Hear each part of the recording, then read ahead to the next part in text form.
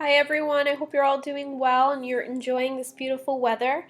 Today we're going to focus on chapters 24 and 25 of To Kill a Mockingbird, and I really want to hone in on Harper Lee's style, the author style. So if you take a look on your screen, I'm giving you some information. I'm going to work through this sheet with you, and then I would like you to try one on your own.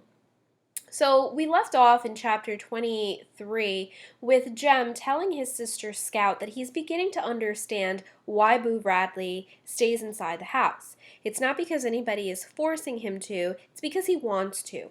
And this is a realization that Jem is coming to, which really helps us to hone in on the idea that To Kill a Mockingbird is a coming-of-age story. Both Jem and Scout are developing as the story progresses. And remember that Scout is looking back at this as an adult. So Jem is obviously learning a little faster than his sister Scout, but Scout is also learning that there are lots of things that create a divide in Macomb County. Remember that this is taking place during the 1930s. There's a lot of racial divide, a lot of racial tension, and that racial divide is also allowing Scout and Jem to see that there is a social divide as well, that there are different structures within their county, and they fall under one particular structure, or I guess the level in that structure, and Boo Radley, Tom Robinson, Calpurnia, they all fall in different categories. So we see this even being a huge problem in our country today. So even though this is a fictional text and it's taking place during the 1930s, it's really still a very important and live topic in our nation today, especially now with the death of George Floyd and all of the riots that are going on. You can see how much of a social divide and racism still exist in our country. So we'll talk a little bit about that later on. Take a look at your screen. I have here the focus, the author's style. So I'm going to read you the definition. It says, style is a literary technique used by an author to create a piece of literature that reveals the author's uniqueness. Word choice, figurative language, imagery, rhythm, sentence structure, foreshadowing, symbolism, the use of dialect, and other literary devices all work together to make an author's writing distinctive. Now, don't get caught up or intimidated by all of these different techniques. The author's style you've been practicing for a very long time. For example, we talked about that with Romeo and Juliet, and you see, or we were able to study Shakespeare's style, right? How he uses figurative language and the word choices to create a particular mood or to help us understand Romeo and Juliet. He also uses foreshadowing in his play. If you want an example for the use of dialect, you might think back to middle school in 7th grade when you read the K. Theodore Taylor uses dialect when he created the character of Timothy. And that West Indian dialect really helped you to understand the type of person that Timothy was in relation to where he comes from. And again, there are other different types of literary devices that I'll get into. The style in which an author writes influences how well we, as the reader, understand and identify with the literature, and it reveals an author's biases as well as beliefs. Harper Lee uses natural techniques of style which help to make To Kill a Mockingbird such a literary success. She uses dialogue, and we see that between the conversations that Jem Scout have with Dill and their father Atticus and even Calpurnia. There's also dialect, especially with Tom Robinson, and even when the children went to Calpurnia's church. There's also a conversational tone, and this is primarily whenever Atticus is speaking to Scout, but we also see it with Aunt Alexandra. Allusions, when they allude to things that we might be familiar with. A lot of popular allusions come from the Bible. We can also use very complex vocabulary. And this is famous for Atticus's character because he uses a lot of vocabulary that's prone to be used by attorneys. And then you have different types of figurative language. So these are the different techniques or the different styles that Harper Lee uses. It says, however, depending upon the character, some of these elements may change. For example, Anne Alexandra speaks very differently from Mayella Ewell, and Lee, the author, has been able to truly capture those characters by deliberately varying the tone and vocabulary for each. Her mastery at depicting both of these characters and her ability to weave the story between the two makes her style unique and admirable. And again, this is what makes a classic, which is why we studied To Kill a Mockingbird years after it was written. So what they want us to do is to identify the elements of style that have been used in each of the following excerpts from chapters 24 and 25. These are the chapters we'll be reading. And they want us to choose from the list that there are in the box. It says we can use a dictionary if we need help to identify the meaning of these words. Stylistic elements may be used more than once, and there may be more than one right answer for each. So it says, as you identify the elements of style that have been used, explain the effect that these techniques have on the reader. So the effect is how it causes you to feel or what it allows you to learn about the character. So these are some of the different elements. Figurative language, short, concise sentences, or very long sentences. The use of dialect, imagery or slang, repetition. Maybe they're long and wordy sentences. Maybe she uses flashback, or colloquialisms, which I'll talk to you about in a minute.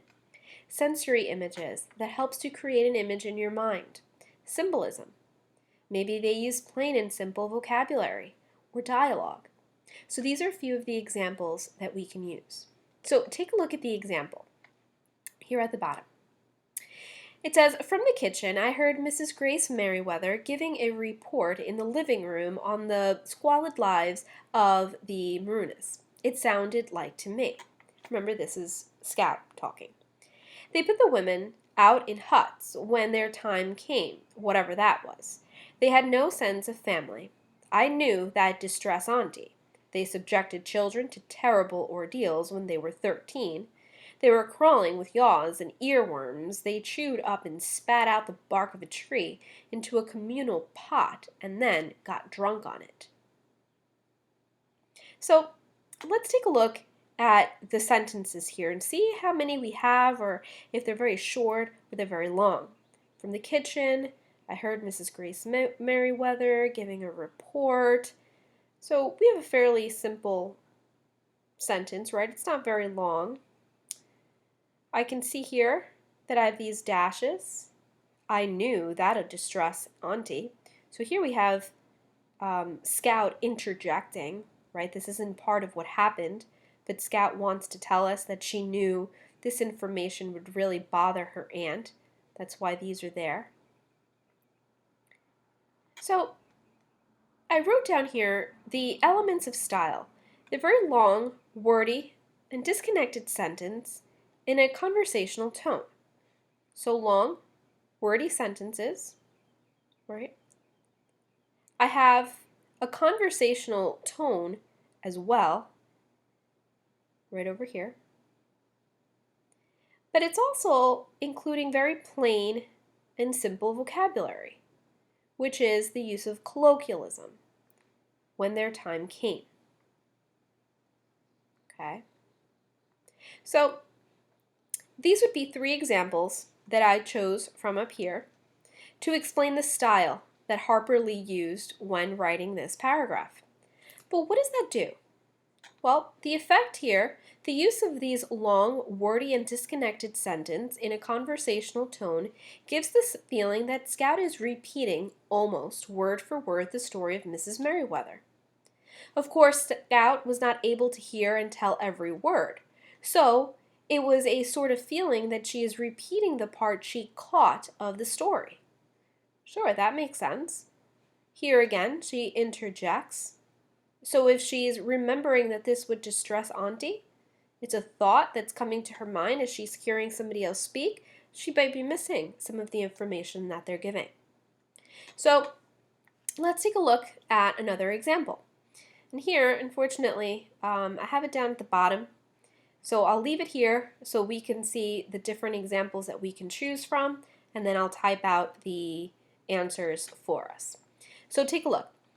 The gentle hum of ladies' voices grew louder as she opened the door. Why, Alexandra, I never saw such Charlotte. Just lovely. I never can get my crust like this. Never can. Who'd have thought of little dewberry tarts? Calpurnia? Who'd have thought it? Anybody tell you that the preacher's wife's no, well, she is, and the other one not walking yet. So there's a lot going on in this paragraph here. So the gentle hum of ladies' voices grew louder as she opened the door. The she would have to be Calpurnia. Calpurnia is coming in from the kitchen. And as she's walking in, she hears one of the ladies say, Why, Alexandra, I never saw such Charlotte. Just lovely, says another. I never can get my crust like this, never can. Who'd have thought of little dewberry tarts? And then they see Calpurnia. Calpurnia? And now Calpurnia answers. Who'd have thought it? Anybody can tell you that the preacher's wife's no, well, she is, and that other one not walking yet.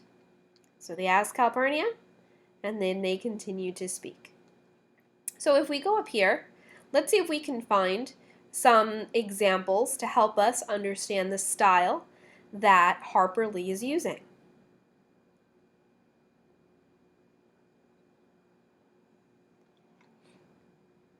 Why, Alexandra, I never saw such Charlotte is part of a conversation. Conversational tone would definitely need to be included in there. You also have these quotes. There's dialogue. Are these sentences very long? No. So we have very plain, simple vocabulary. We can't use long and wordy sentences, but they're short. Anything else?